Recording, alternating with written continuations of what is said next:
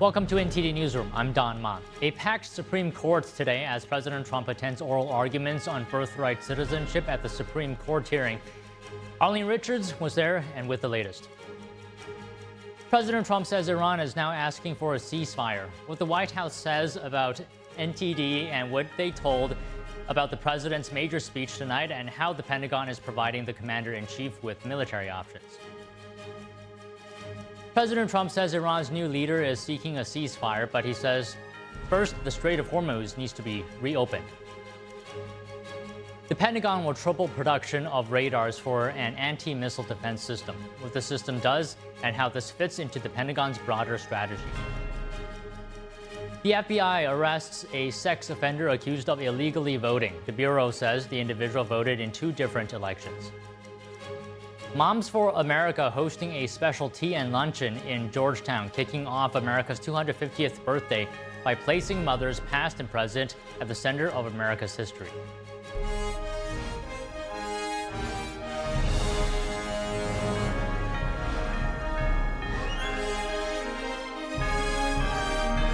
This is NTD Newsroom, live from our global headquarters in New York City.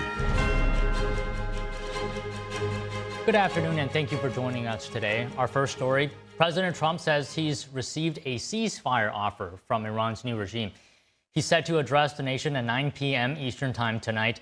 Joining us now live is NTD's White House correspondent, Iris Tao. Iris, good afternoon. What do we know so far about his speech tonight? Good afternoon to you as well, John. So as the president is set to address the nation and make what the White House calls an important speech on Iran tonight at 9 p.m., the White House tells NTD that the president is expected to reiterate his 2 to 3 week timetable for wrapping up the operation and also give an operation update. And it comes as the White House also tells us that the president will highlight the U.S. military's success in completing all of its stated military objectives, including one, taking out its Navy, destroying Iran's ballistic missiles and production facilities, also taking out its proxies in the region, making sure they can no longer destabilize the region, as well as making sure that Iran can never have a nuclear weapon. And all this comes as the president this morning announcing that Iran's new leader has reached out to the U.S. asking for a ceasefire. He says that the U.S. will consider, quote, when Hormuz Strait is open, free, and clear, adding that until then, the U.S. will continue striking Iran. And here's the president speaking at the White House yesterday, again laying out that 2 to 3 week timeline, while saying that Iran doesn't have to make a deal with the U.S. for the U.S. to call this operation a success and finish it. Watch. I've had regime change. Now, regime change was not one of the things I had as a goal. I had one goal. They will have no nuclear weapon. And that goal has been attained. They will not have nuclear weapons. But we're finishing the job. And I think within maybe 2 weeks, maybe a couple of days longer to do the job. But we want to knock out every single thing there. And the Pentagon is certainly giving the president more military options while negotiations are continuing.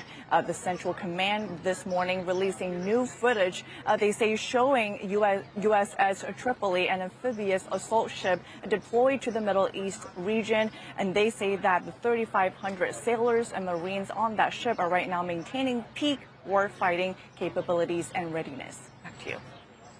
So, Iris, pivoting here to domestic policies, the president also just issuing a new demand for Republicans in Congress. Tell us more about that.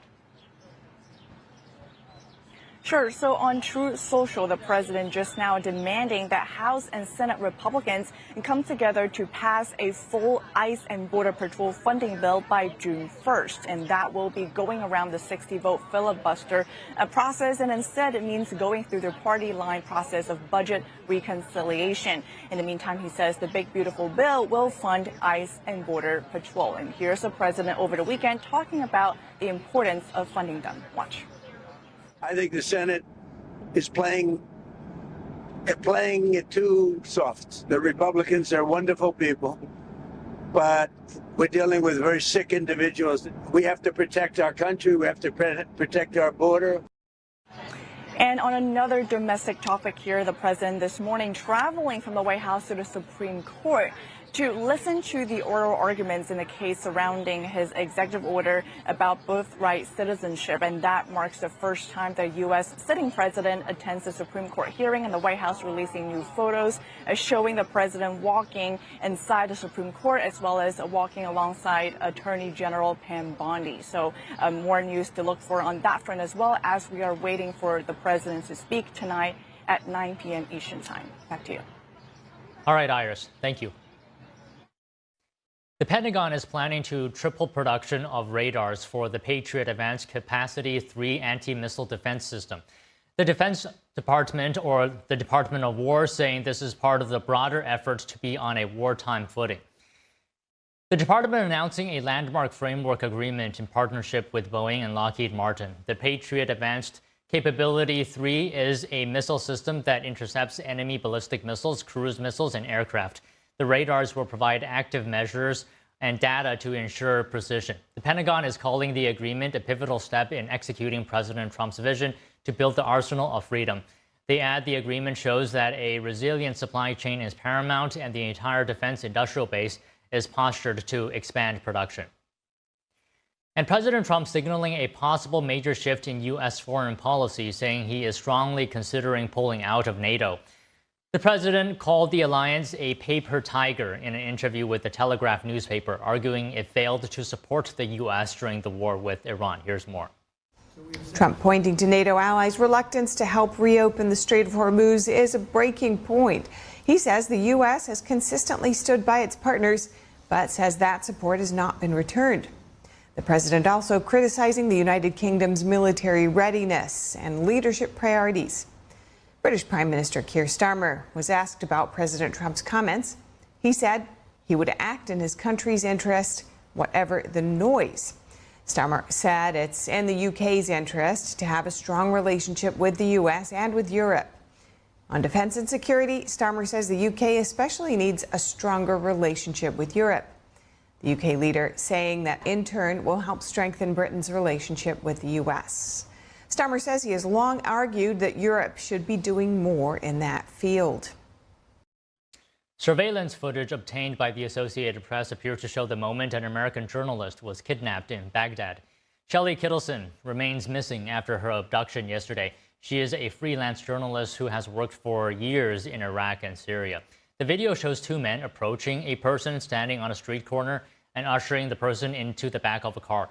There appears to be a brief struggle to shut the car door before the men get into the vehicle and drives it away. U.S. and Iraqi officials said Kittleson had been warned of threats against her. One Iraqi official said she tried to enter the country from Syria on March 9th, but was turned back because she did not have a press work permit. She later entered the country after obtaining a single-entry visa to Iraq valid for 60 days. She was staying in a hotel in Baghdad. One suspect in the kidnapping plot has been arrested and is being interrogated. The Supreme Court hearing arguments in President Trump's bid to limit birthright citizenship. Joining us now is Colley Stimeson, Senior Legal Fellow and Senior Advisor to the President at the Heritage Foundation. Good afternoon, Colley. So the President attending the oral arguments today, appearance is historic, his appearance. Anything to be said about his presence in your view? Well, it's unique. It's very Trumpian. Presidents in the past haven't done so, I think, out of due respect to a co-equal branch of the government. But I don't think that'll have any impact on how the justices are going to rule ultimately in June. Right. OK. And the hearing was around 90 minutes. I think you were tuning into it. Can you just give us to you what stood out during this oral argument? So the oral arguments were presented by the Solicitor General of the United States and the head of the ACLU. They both did an outstanding job representing their respective arguments that they'd put in writing, of course, before the hearing. The first thing that jumped out to me is that John Sauer, the Solicitor General, mentioned in answering a question that if the court were to rule for the government, in other words, uphold the executive order banning birthright citizenship under the Citizenship Clause of the 14th Amendment to the Constitution, that it would only be applied prospectively, not retroactively. So that was sort of a news item. The rest of the argument was really what I expected to hear. based on the written briefings, and they focused on what subject to the jurisdiction thereof means, and their interpretation of this case called Wong Kim Ark, whether that decision stood for birthright citizenship or actually supported the government's position that it did not stand for birthright citizenship. Okay, so on the phrase "subject to the jurisdiction thereof," can we get your comments on that? In terms of what does it mean, the jurisdiction of the United States? Right. So that was what a lot of the argument centered around. So the president and those on his side say that the original public meaning of that phrase means political allegiance to the United States. So it would exclude children born to illegal aliens. It obviously excludes children born to foreign diplomats or an invading force. The ACLU's argument and the certified class of people who were born to parents illegally here in the United States say, no. Subject to the jurisdiction thereof means subject to the civil and criminal laws of the United States, that if you're an illegal alien and you're in this country and you commit a crime, you can be prosecuted. So you are subject to the jurisdiction thereof, and birthright citizenship has been the norm for a long time. So don't disrupt the norm. Okay, what is your view? What is your position on the consequences or the impacts of automatic birthright citizenship so far on the United States? Well, I think it goes beyond any question that we're an outlier country. No country in Europe allows for birthright citizenship. But as a policy matter and as a legal matter, we have interpreted the citizenship clause of the 14th Amendment to allow for birthright citizenship. And so the reason that other countries don't do it and we do it is in the case of the United States, it acts as a magnet for people to come here illegally, have a child here in the country, and then that child sponsors the parents, and then we have this chain migration or birth tourism, which we have in the United States. And so if the court were to side with the president and applied this constitutional interpretation prospectively, it would turn off that incentive. It would be seen as a shot heard around the world to some folks who want birthright citizenship, but I think it would be just implemented like any other Supreme Court rule. And it doesn't mean illegal immigration will stop. It just means that an illegal who has a baby in this country wouldn't have the privilege of citizenship for their child and then themselves and their extended family members. Okay, I'm wondering as well if you could explain, is there a national security aspect to this as well? Is there an argument that allowing foreigners from adversarial countries, for example, like China, to come to the U.S. and give birth to U.S. citizens, and those citizens whose allegiance may not be the United States, is there an argument for that? Obviously, and you made it. And actually, it was brought up during the argument in the court. Chief Justice John Roberts asked, he said, even though we don't focus on policy, what is the estimate of how many children who are from illegal aliens are born in the United States?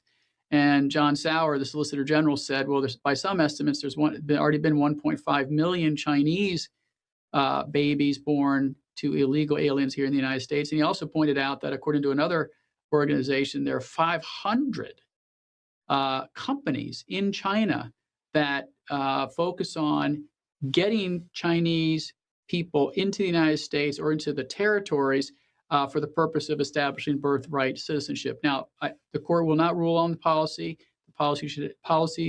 and the policy implications of their rulings should not be part of any proper constitutionalist ruling, but that is sort of floating around the sidelines of this case.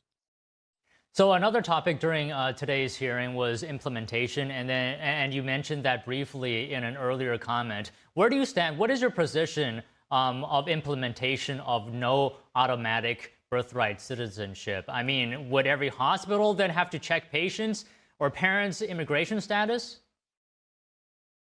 So Justice Amy Coney Barrett, Justice Ketanji Brown Jackson, Others asked exactly that. How would this practically be implemented? I mean, and the Solicitor General said, well, by the way, when a child is born in the United States today, they are given citizenship immediately, no matter who they are. But he didn't have a fleshed out answer for how it would be implemented. And I don't think anyone really knows exactly how it would be implemented.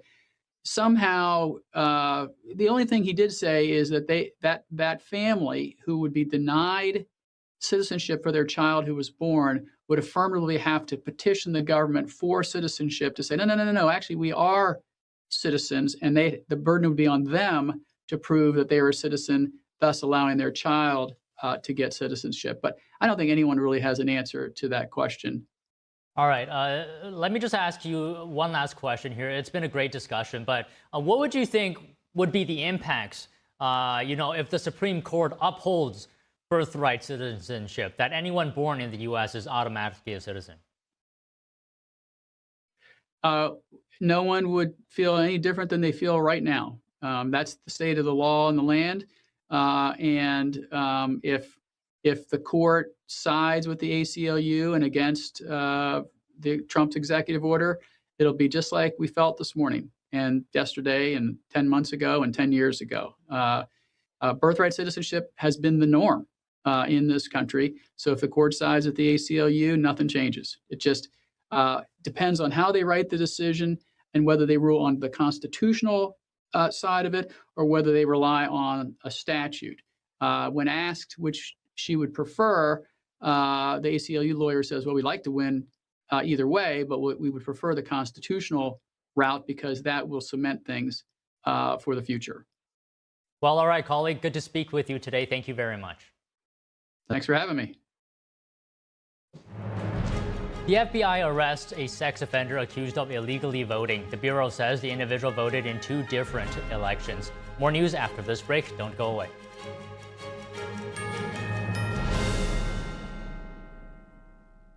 Have you heard what's happening at Mathis Home? Our spring style event is going on now with hundreds of options for your new dining room. This 52-inch table is a great deal. It's just $4.99 in your choice of finishes. Mix and match chairs to complete the look that's just right for you. You can also get it with a marble top or in a larger size for extra seating. We have your style in stock now with fast, free delivery. Get your new dining room and save at your furniture superstore, Mathis Home. Getting prescription glasses from Select Specs is easier than you might think. Select your frames from our £6 range in-house brands or our extensive designer collections. Then enter, upload or email your latest prescription and our website will analyze it and help you select the best lenses and options to suit you. Click to place the order and your new Select Specs glasses are delivered right to your door. Ordering your prescription glasses is as easy as 1, 2, C with Select Specs and selectspecs.com. Amazing grace, how sweet the sound that saved a wretch like me. I once was lost, but now I'm found. Was blind, but now I see. They're just young people, hungry, homeless, and vulnerable. Abused youth often feel safer on the street. Now, more than ever, that's the most dangerous place of all. Covenant House is helping young adults facing homelessness. We're providing safe shelter to thousands, but the need is overwhelming, and no young person is ever turned away. Please call or go online now with your gift of $19 a month to help a young person. You'll provide safe shelter, hot meals, and medical care. Your gift will show them they're loved. Homeless young people are afraid and alone with nowhere else to turn. You want to know that there's somewhere you can go that's safe. So the Covenant House did that for us. Please call now with your gift of $19 a month. We'll send you this blanket as a reminder of the comfort your gift provides a young person tonight. Please don't wait. Your gift is the lifeline a young person needs now. Call the number on your screen or go online to safeplacetosleep.org. Thank you for saving precious lives.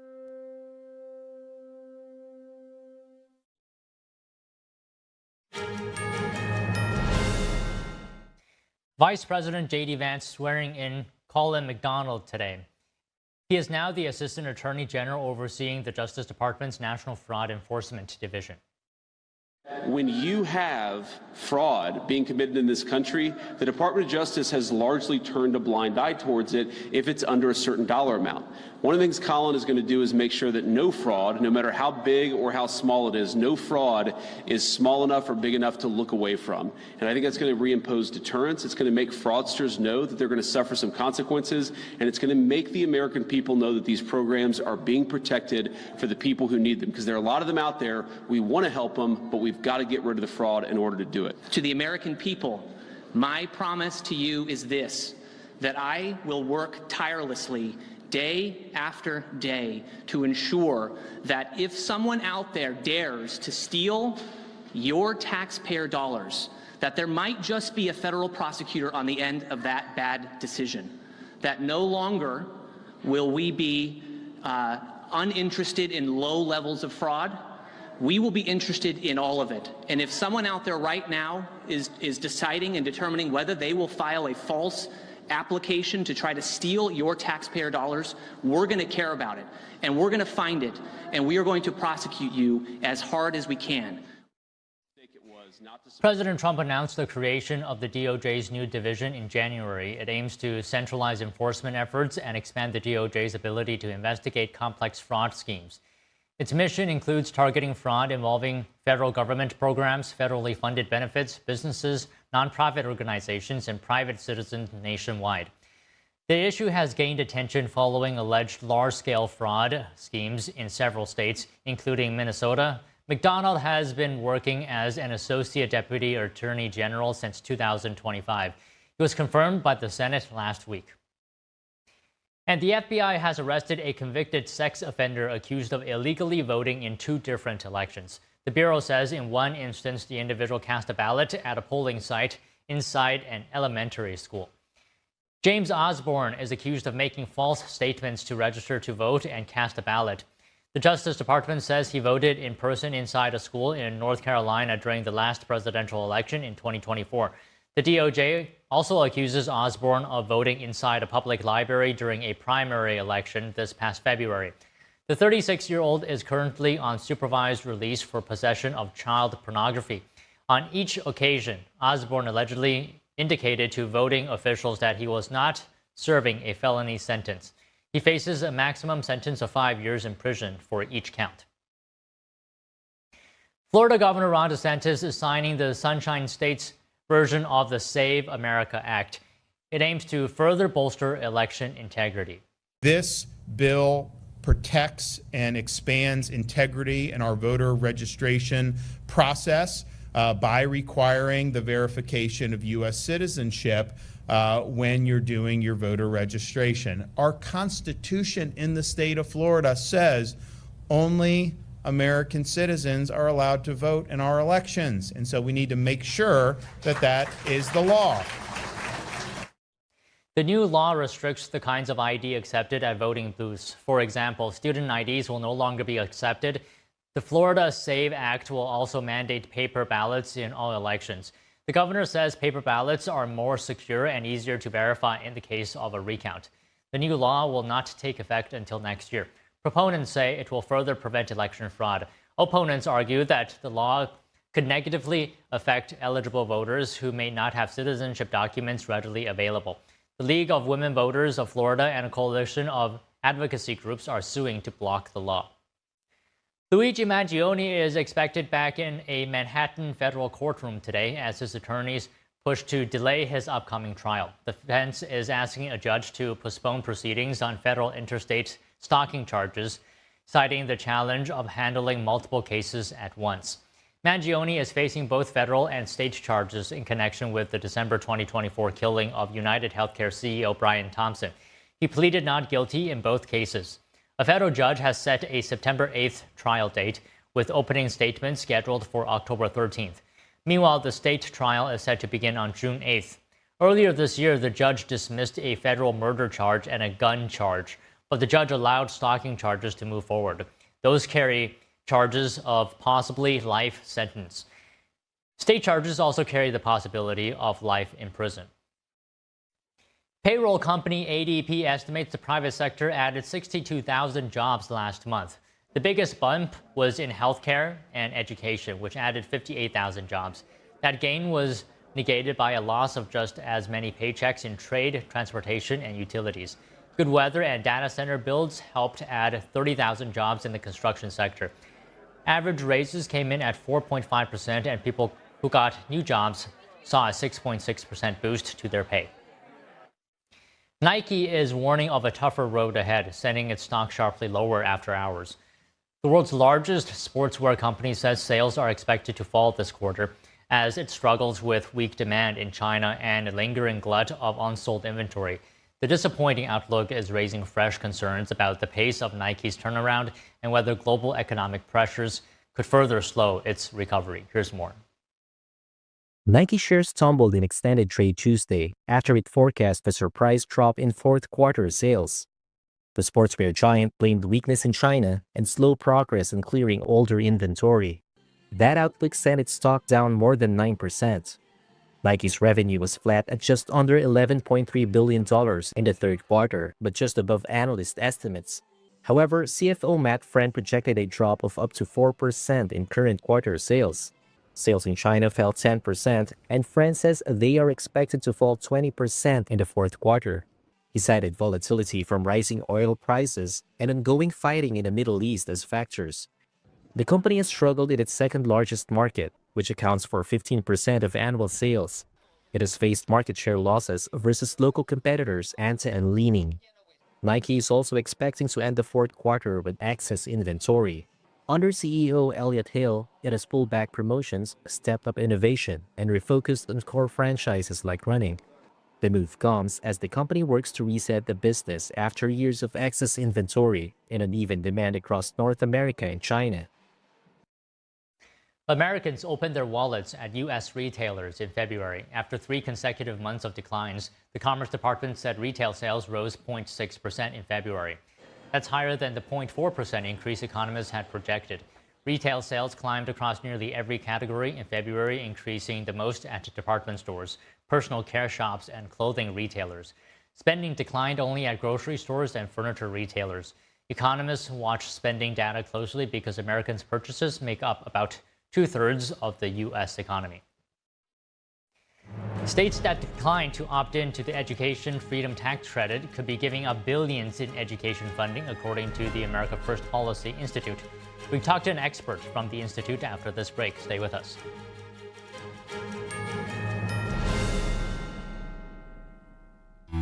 This land, our America, built on hard work, determination, and grit.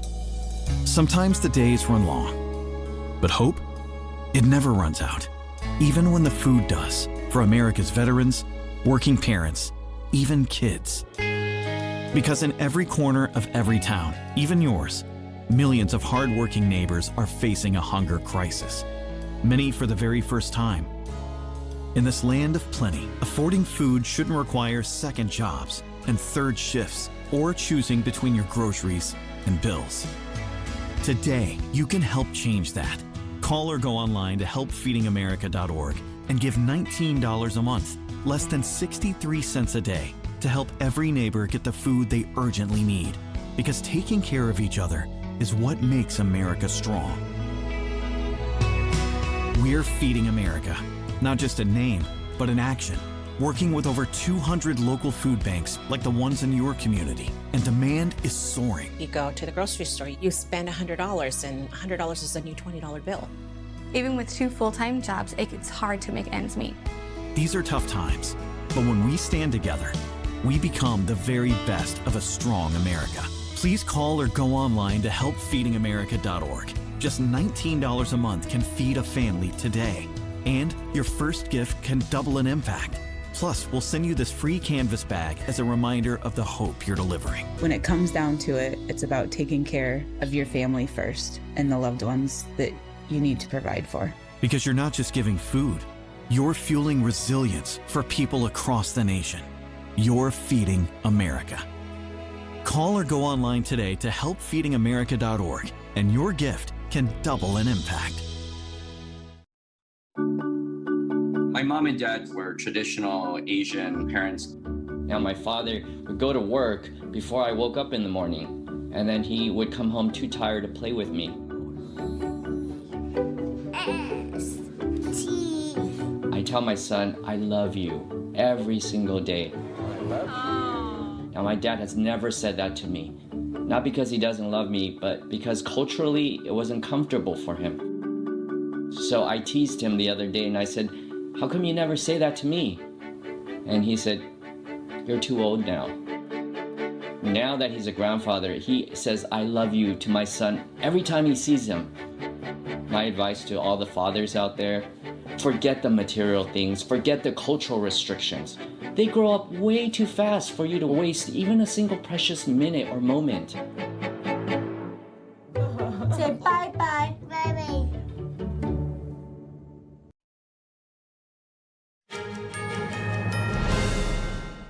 The Supreme Court hearing arguments today on a very important issue for the White House that deals with President Trump's executive order seeking to end birthright citizenship. The president sitting in the courtroom today as well, and NTD's Arlene Richards was also in the courtroom. Arlene, this is the first time that a U.S. president has attended oral arguments at the Supreme Court. What was the mood like in the courtroom?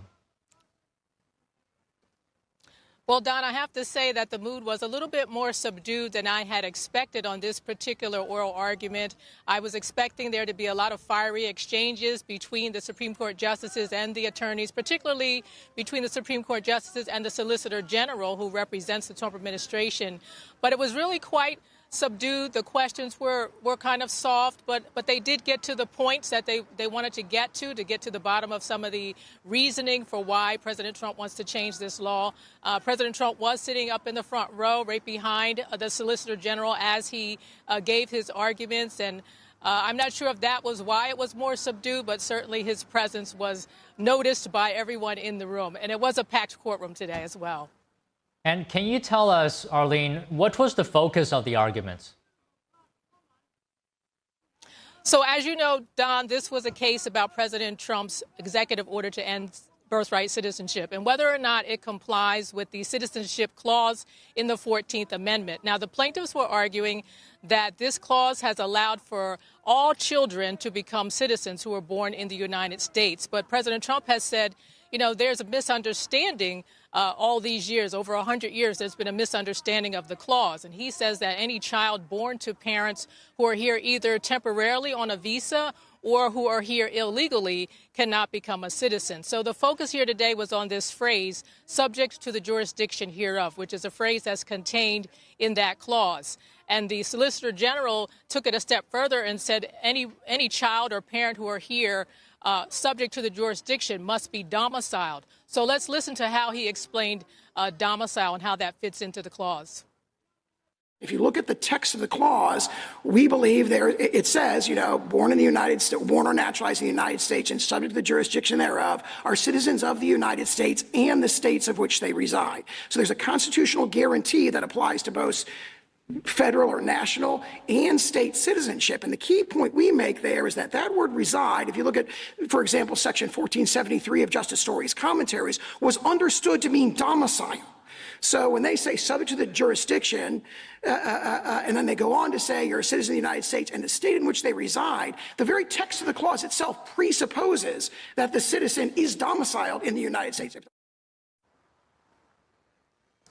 Now, the Justices Neil Gorsuch and Amy Coney Barrett seem to have the most questions or challenges about this word domicile, and they both had different angles on which they addressed it. One was from the standpoint of slaves being in the United States and this clause being a way to address slave-seeking citizenship. and the other was whether or not the persons intended to stay here. So let's listen to their challenges.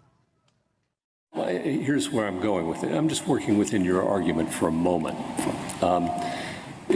Today, you can point to laws against immigration that are much more restrictive than they were in 1860. We really didn't have laws like that we do today until maybe 1880. So if somebody showed up here in 1868 and established domicile, that was perfectly fine without respect to anything, any immigration laws. There they were.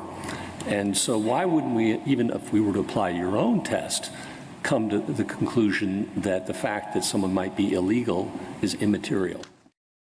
In your reply brief, that the children of slaves who were brought here unlawfully, in defiance of laws forbidding the slave trade, would in fact be citizens. And we can imagine that their parents were not only brought here in violation of United States law, but were here against their will, and so maybe felt allegiance to the countries where they were from.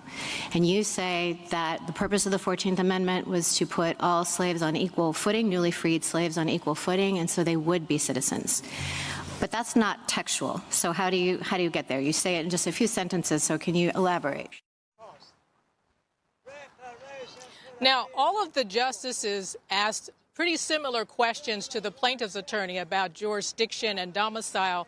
And the plaintiff's attorney basically said that domicile wasn't relevant here. And a lot of the justices wanted to get her take on, what subject to jurisdiction thereof meant and how it applied in this case. And of course, she hammered home her argument that this clause has applied to all children born in the United States since the late 1800s. I feel like the justices in general, I can't really tell today where they're leaning, but I think in general, they're reluctant to want to change a law that's been in place for over 100 years, that's been followed in one certain way, and now change the rule, because one of the questions that was asked was, how would that look? How would we do that? And Justice Amy Coney Barrett said it could be a mess. So we're going to hear their ruling on this by June, late June or July. Back to you, Don. All right, Arlene, the kids behind you are very enthusiastic about your report. Thank you very much. States that decline to opt into the Education Freedom Tax Credit could be giving up billions in education funding, according to the America First Policy Institute. Joining us now is Erica Donalds, founder of Education Freedom Foundation and chair of Education Opportunity at the America First Policy Institute. Erica, it's so good to have you here. Good afternoon. So before we get to the main topic here, Erica, I just wanted to get your quick comments on President Trump's presidential library in Florida. The first look of it was shared recently, and Eric Trump said that the landmark would be a tribute to an amazing man, an amazing developer, the greatest president our nation has ever known. Can we get your comments? Well, as a sixth-generation Floridian, I am very excited to have our first presidential library, especially in Miami on the water. It is a beautiful building, and it looks like it's going to be a great attraction for people who are already coming to Florida, especially next to the Freedom Tower. I think it's going to be a very educational place for people to learn about the Trump presidency and the legacy that he leaves. He's already had a great track record and a record-breaking, presidency with 2 separate terms. So I think it's going to be a great attraction and really boost the economy of Miami, as well as be an amazing tribute. All right, well said. So on the tax credit, education tax credit, it looks like more Democratic states are opting in. Still, some states refusing to opt in. So in regards to those states, why are they refusing to opt into this into this credit? Well, as you've stated, I'm encouraged that many Democrat states governors who said previously that they did not think they were going to opt in, I think now that they see, using our calculator, the money that would be left on the table for their own citizens, private donations that could otherwise be used for educational expenses, they're softening their positions. One has already formally opted in, Colorado, but others have signaled that they will opt in when the Treasury rules come out this summer. I think that's very encouraging because we estimate that they would be leaving $23 billion on the table, affecting about 4 million children. Okay, so give us more details on this. When a governor opts into the federal tax credit scholarship, what does it mean for families? Well, first of all, the donors in that state can already donate $1,700 and receive a dollar-for-dollar tax credit, a decrease in their federal taxes, to these scholarship funding organizations, nonprofits. But if they don't opt in, the families in their state cannot receive those scholarships from those donated funds, and they will go to other states that have opted in. If I'm a family in Pennsylvania and I need help paying for private school or tutoring or special needs services, I can donate that $1,700, but if Governor Shapiro doesn't opt in, my child cannot receive a scholarship to get the help he needs. Okay, what do you see when it comes to demand from families for school choice? We have seen demand explode all over the country. Everywhere that a school choice program has passed, we have exceeded the number of scholarships available. For example, in Texas, their brand new program, funded at $1 billion, had over 274,000 applications in just a little over a month's time. Unfortunately, because it was only $1 billion, that only covers about 80 to 90,000 students. In Tennessee, they're actually considering legislation right now to double the number of scholarships available because they only have 20,000, but they had 50,000 applications. Okay, so what does the evidence show here about school choice and how it's working? What's incredibly encouraging, there's been over 200 studies to study the outcome of school choice, the impact on students, whether that's academic performance, college going rates, college persistence, lack of discipline issues. And of those 200 studies, 83% of them showed positive effects of schools, including positive effects on the public school students that remain in the traditional system. The remaining studies that didn't show a positive effect showed no effect. None of them showed a negative effect. And we know that parents are far more satisfied when they have options. Okay, Erica, can you respond to some arguments here? You know, critics sometimes say that school choice drains resources from public schools. How do you respond to that? Well, I believe that we need a free market in education. And if a school is not serving a student's needs, not being responsive to family feedback, they should not continue to be funded with the dollars that follow that child. If there is no financial consequence to not meeting a child's needs, to schools that have, in some cases, 0% reading and math proficiency, they will continue to fail. The only way to increase performance across the board is to inject free market principles, just like every other industry in America, to help them to have the motivation and incentive to improve if they want to keep those dollars. Families have the right to select the education that is working best for their kids, and they need the funding to do so. And with that being said, another benefit, would you say, for school choice is that it makes schools more accountable to parents and students as well? Absolutely. That's exactly why I'm in this business, if you will, of helping every family get the education freedom that they deserve. Because I heard from parents as a former school board member, as a parent activist, and now as a school choice policy advocate, I hear from parents all the time who say, my school's not working for my child and they're not listening to what my feedback is about how my child can learn better. But I have this school over here that I would love to send my child to, and I think they're going to better meet his needs. I need the funding. I need the transportation. I need the ability to move my child so they can get what they need. Every family deserves that. We shouldn't have any wait lists for these programs. They should be fully funded, and every state should opt in to the federal tax credit scholarship. Okay, Erica, just one final question here. What do you see as the trajectory for American education? For example, are you optimistic that we'll be in a better place in, say, 5-10 years from now? I am, simply because there is more education freedom spreading across the country. And I think that that has a positive impact on both the schools of choice as well as the public school system. I am not optimistic about the traditional public school monopoly, because monopolies do not work. They do not work in this country. They do not serve their students well, their families well, and they don't serve the taxpayers well. We have been doing the same thing over and over and expecting different results. We have to change the entire infrastructure of the system to more of a free market approach if we want more innovative options, more responsive, and more accountable options for families. Okay, well said. Great to hear your thoughts today, Erica. Thank you very much. Thanks for having me.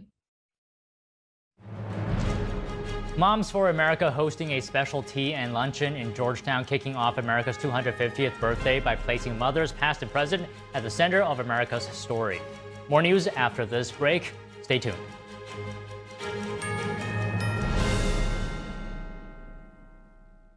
Introducing the Quest-Wise Soothing Herbal Eye Patches.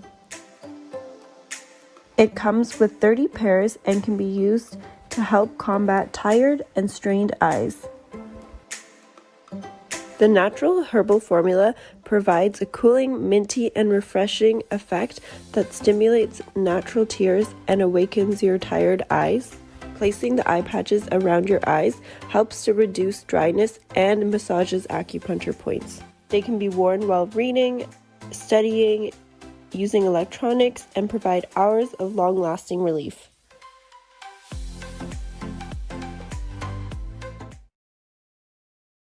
Hi, I'm Susan Lucci. You may know me from my many years on television. I never thought about heart disease until I had my own heart event. I felt this slight pressure on my chest, just slight. I thought, oh, it's nothing, it'll go away. I didn't get it. I did not get it. A few days later, while shopping at a boutique, that pressure returned, much stronger. It felt like an elephant pressing on my chest. I had a 90% blockage in my main artery and a 75% blockage in the adjacent artery. I was rushed into surgery where I received 2 stents in my arteries. Stents developed through research funded by the American Heart Association. Those stents saved my life. That's why I'm in front of you today, asking you to join me in supporting the American Heart Association by becoming a monthly donor. Call now or go to helpheart.org. For only $19 a month, just 63 cents a day, you can help fund the next medical breakthrough. Get the next person trained in CPR, the next hospital certified in high-quality cardiovascular care. I'm so grateful to the American Heart Association. Their research helped save my life. I can enjoy life with my children, my grandchildren, and my friends. Heart disease is America's #1 killer, and your support now can help save your life or the life of someone you love. Give $19 a month with your credit card, and we'll send you this special t-shirt that you can wear to show that you are helping save lives. Please, listen to your heart. The only reason I'm here today is because I did. Please call the number on your screen or go to helpheart.org. Become a monthly donor during February Heart Month, and your first month's gift will be matched. Thank you. Adopting you was the best decision in our life. And I am so proud to call you my son.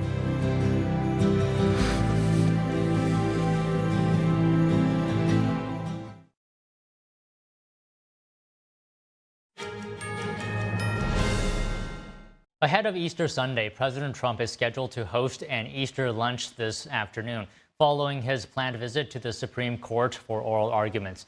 This comes ahead of the White House Easter egg roll, set for Monday on the South Lawn, a tradition that dates back to 1878.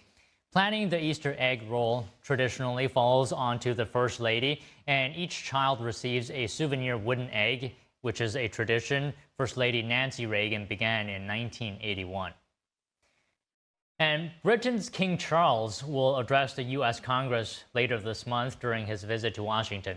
House Speaker Mike Johnson shared the news today. King Charles and his wife, Queen Camilla, will visit the U.S. to mark the 250th anniversary of independence from British rule. The high-profile trip comes as the British government hopes to repair relations with President Trump, which have been damaged by the Iran war. It would be the first state visit by a British monarch since 2007. King Charles's mother, Queen Elizabeth II, made that trip the 4th such U.S. visit of her reign. President Trump says King and Queen's visit will begin on April 27th with a banquet dinner at the White House next day.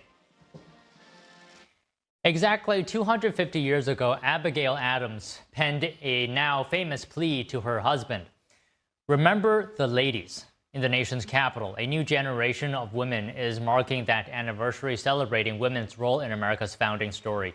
NTD's Washington correspondent Mari Otsu has more on this elegant tribute to the women who helped build America and the new awards launching in their honor.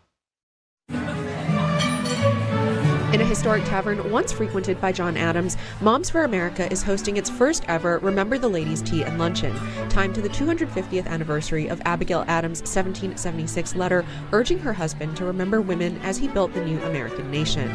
The event launching a new book, Remembering the Ladies, and a new honor, the Abby Awards, celebrating women they see as modern Abigail Adams figures. This book isn't a feminist reclamation, it's a feminine recognition, and it is long overdue. If you're a mother who wonders whether you're quiet, faithfulness matters. Not to dazzle you with history, but to remind you of your place in it. Because the torch of liberty wasn't meant to be worshipped. It was meant to be picked up, carried, and passed on. Now it is your turn.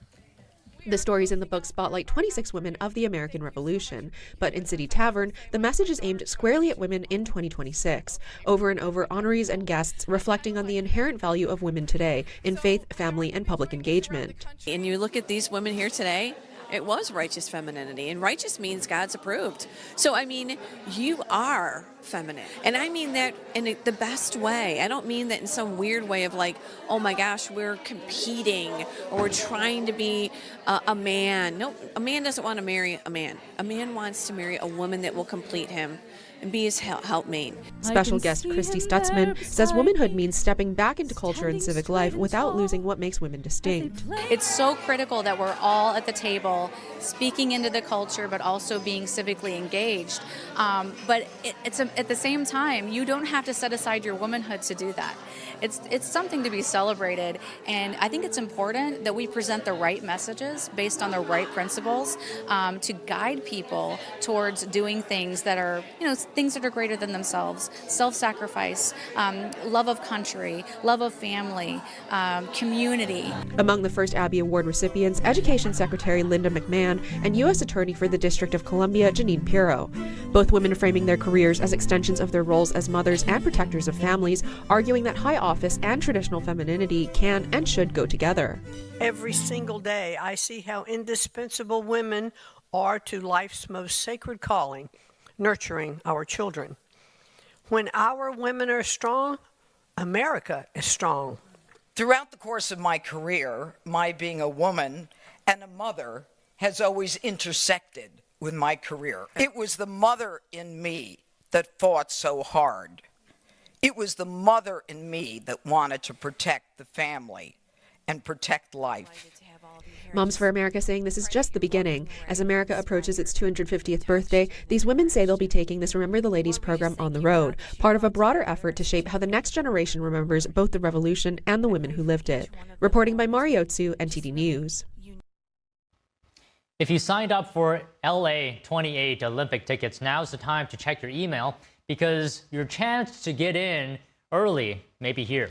The first round of ticket sales is now underway, but not everyone will get access. NTD's Christina Corona has the details on what you need to know.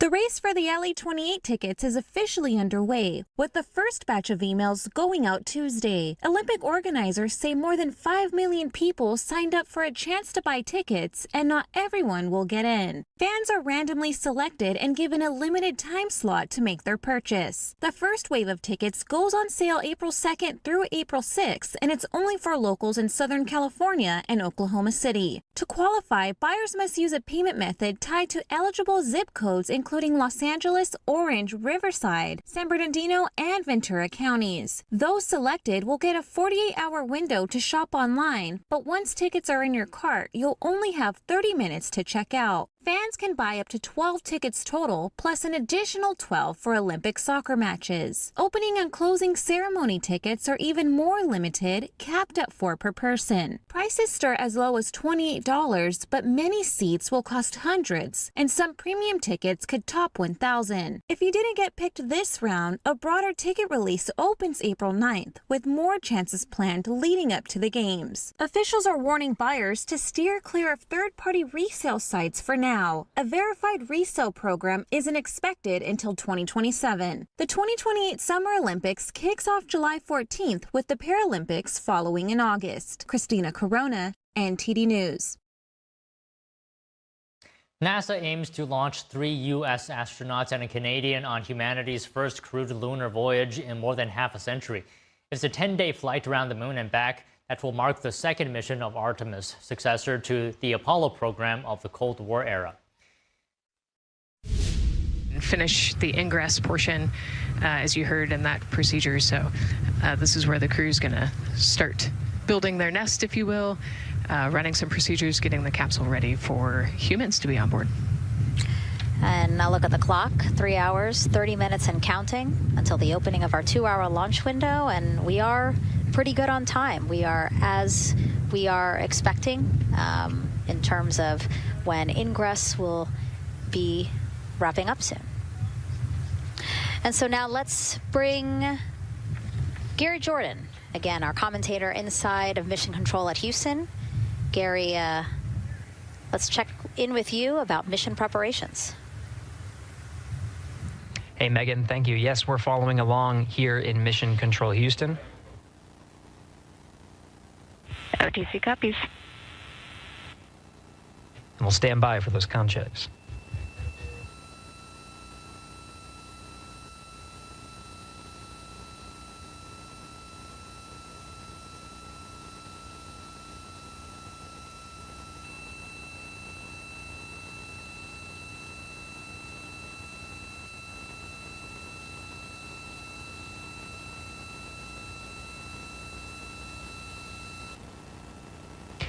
And again, we're waiting for those comm checks.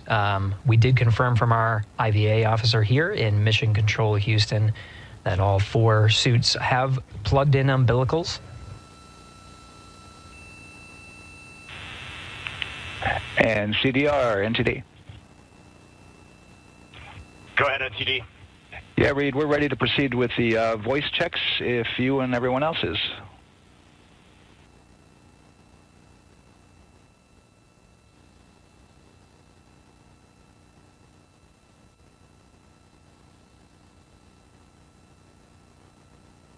NTD, Integrity crew is ready for voice checks. I copy that.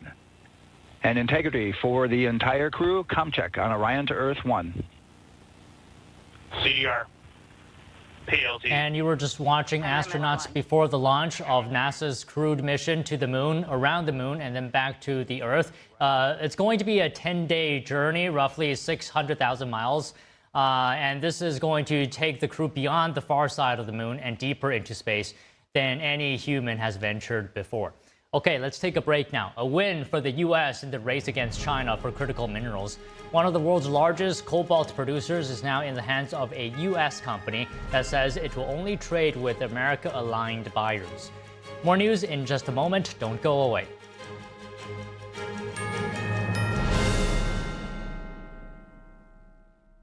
According to ancient Chinese medicine, purslane is considered a medicinal herb and is used to help lower cholesterol, improve vascular functions, and prevent diabetes. Perilla seeds can nourish the lungs and spleen. It is used to treat asthma and improve pulmonary functions. Puritang green vegetable omega-3 is made from purslane and perilla seeds from Hwangmae Mountain in South Korea. It contains over 90% of omega-3, 6, 7, and 9. The highest concentration possible without chemical additives. The soft gel is made of natural seaweed. It is 100% organic and vegan.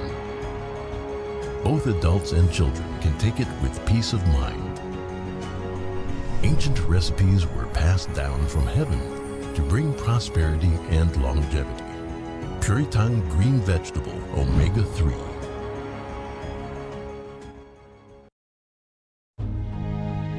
So at the age of 5, I was sexually molested. I had my first child at the age of 15 and became homeless at the age of 16. The scariest part about not having a place to live was having a child and not having a place to live and not knowing where our meal was going to come from and where we're going to sleep. To be homeless as a teen, I didn't ask for that. No young person should ever have to worry about having a safe place to sleep at night, or a warm meal to eat, or whether anyone cares about them. 1 in 10 young adults will experience a form of homelessness this year, and that's unacceptable. But the good news is there is an organization making a big difference, Covenant House. Call or go online now. For a gift of only $19 a month, just 63 cents a day, you can provide hot meals, safe shelter, medical care, and love to more than 2,000 young people who sleep at a Covenant House every night. For over 50 years, Covenant House has been helping youth in crisis. It was pretty